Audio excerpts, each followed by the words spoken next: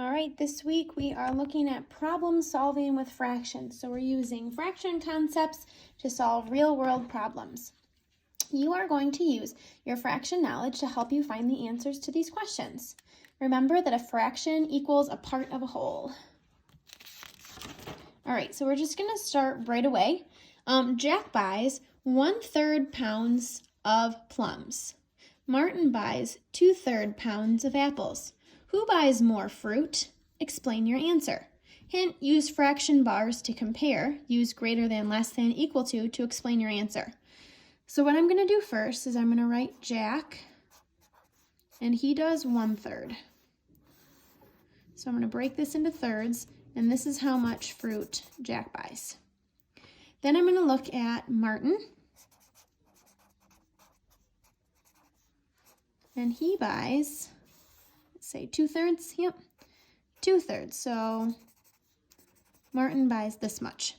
Now I look to see, this is like 0 and this is 1. Again, 0, 1. I look to see which one of these is closer to 1. That's going to be the person who bought the most fruit. So I see 1 here, 1 here. This is 2/3, whereas this is just 1/3. So Martin buys the most fruit. And I can explain my answer by comparing these using greater than, less than, and equal to. So 1/3, what Jack bought, and 2/3, what Martin bought. Well, 1/3 is less than 2/3. So that's how I explain my answer.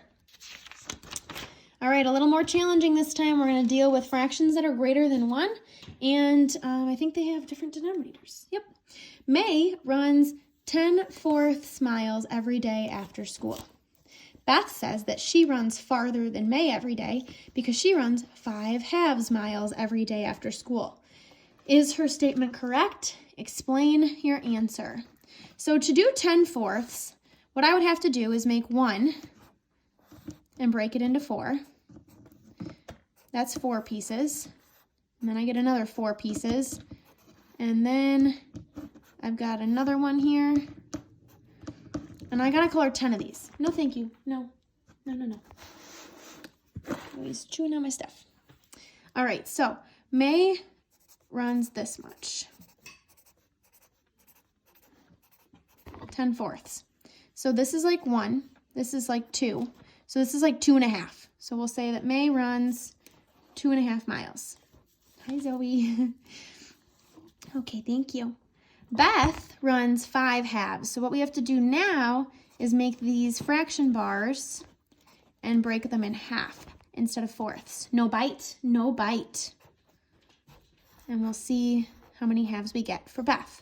So we've got 1, 2, 3, 4, 5. So again, this is like 1, this is like 2, this is like 3, so this is like 2.5. So, believe it or not, these pictures show us that May and Beth are equal. They're equal. So we say no, they run the same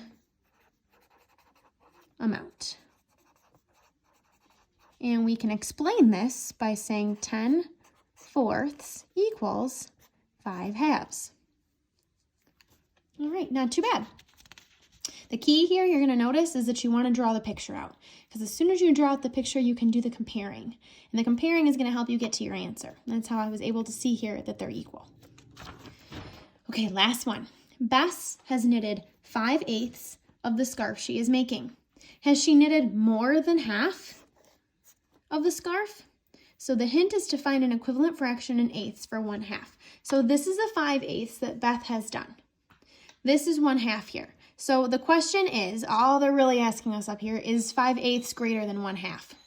And you can see here that half would be right here at 4/8, and Beth has done 5/8. So yes, Beth has knitted greater than 1/2. All right, and just a fun quick joke for you. Why won't the leopard take a bath? Because he doesn't want to come out spotless. Ha ha. All right, I hope you enjoyed this quick math lesson, and I'll see you soon.